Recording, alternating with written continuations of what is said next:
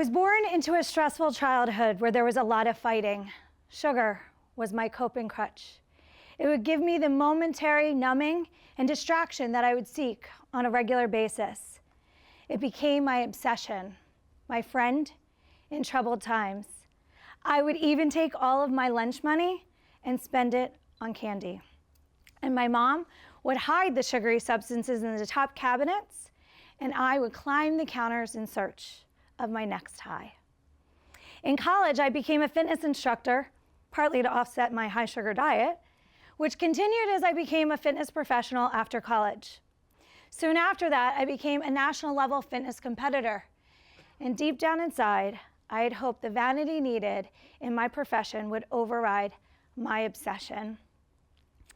I was on the ultimate treadmill, working out more to eat more. Over-exercising and over-exercising, so much so that by the age of 26, I became ill with multiple autoimmune suppression issues. I'm still amazed at the irony of what was happening back then. Here I was, this fitness professional with all the motivation in the world, dedicated enough to be a national level fitness competitor. I had access to every diet trick and tip out there, and an overwhelming desire to free myself of this all-consuming obsession. Yet, I couldn't break it. It ran my life.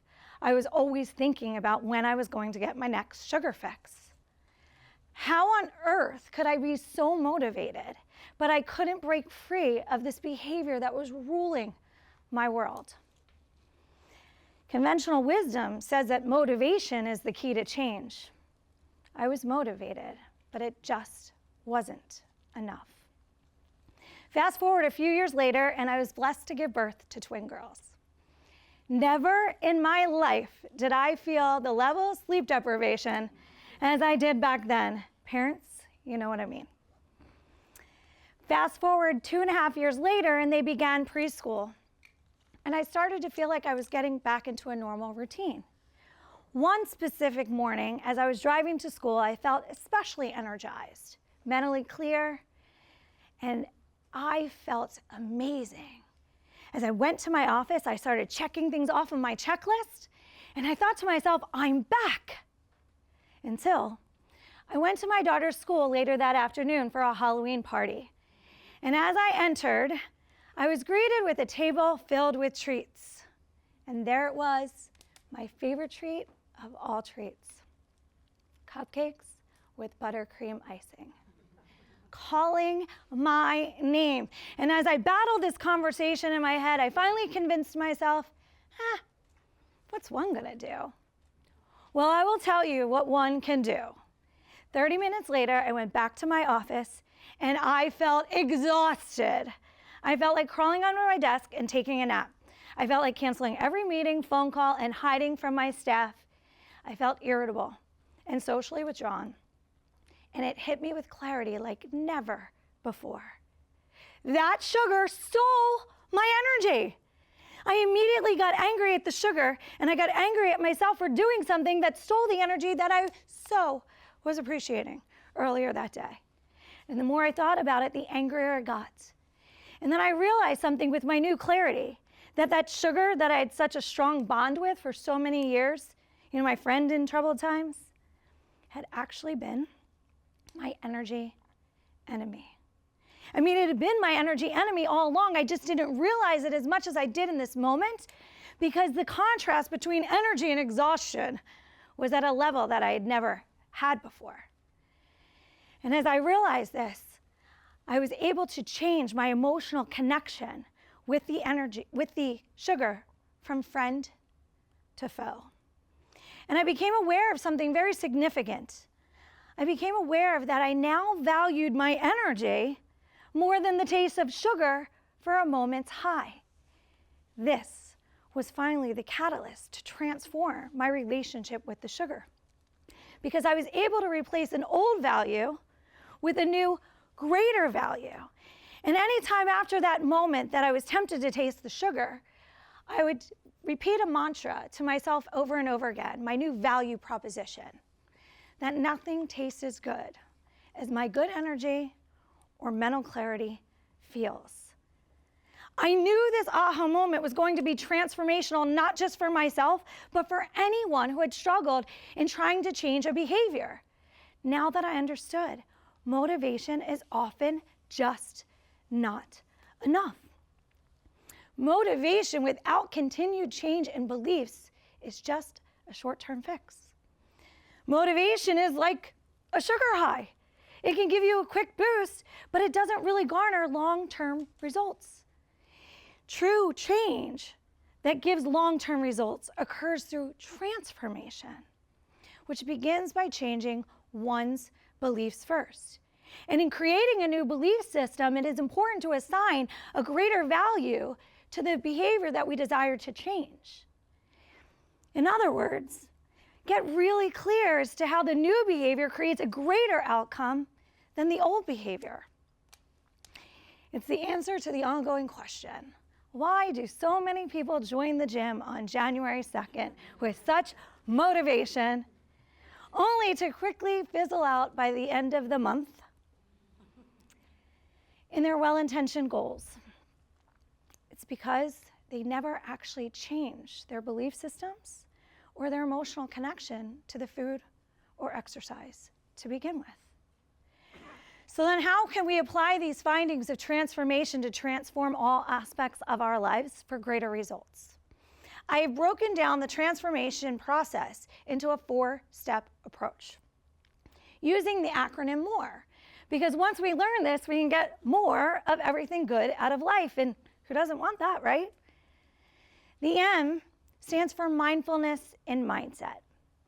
As I became more mindful of how the sugar made me feel and that it no longer served me, while giving my energy greater value, I was able to begin my process of transformation.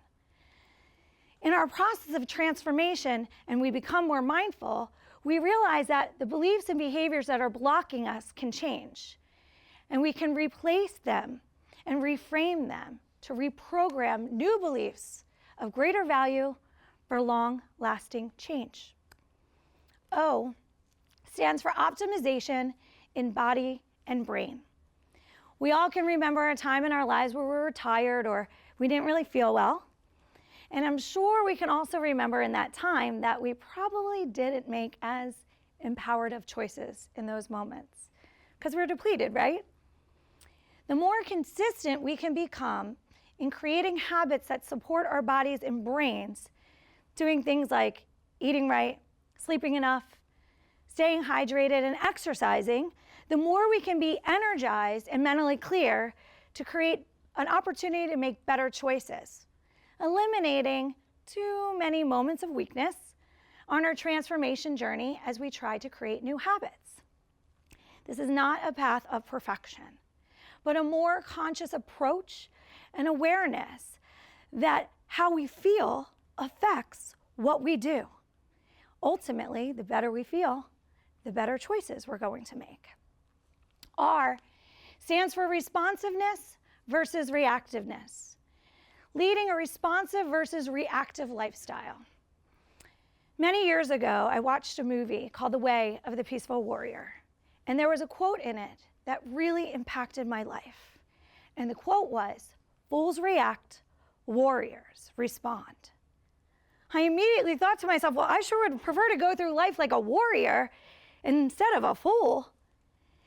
And that lesson really impacted how I perceived how we go through life reacting to it versus responding to it. So often people go through life reacting to it instead of responding to it. And if we could just learn to become more intentional creators by simply pausing more often, assessing, reframing before responding, we realize that we have a ton of power in our perspective and our ability to choose how we handle situations. In becoming more responsive to life, we can see that we can create our own path, and we can course correct quickly when needed. And with all of that, we realize we're a lot more powerful than we ever thought was possible. And E stands for excelling in all aspects of life. Everything is connected. As much as we'd like to believe we can go through life putting things in boxes, we really can't. At least not for a sustainable period of time before we see its adverse effects. I've identified 4 key quadrants of life that are connected, that I believe we should nourish and nurture every day. It's our health, our relationships, our finances, and our personal growth and evolution. When I began my journey of transformation, breaking my sugar addiction, it became very clear that my mental clarity and newfound energy helped me be more productive at work, which obviously fuels my financial quadrant.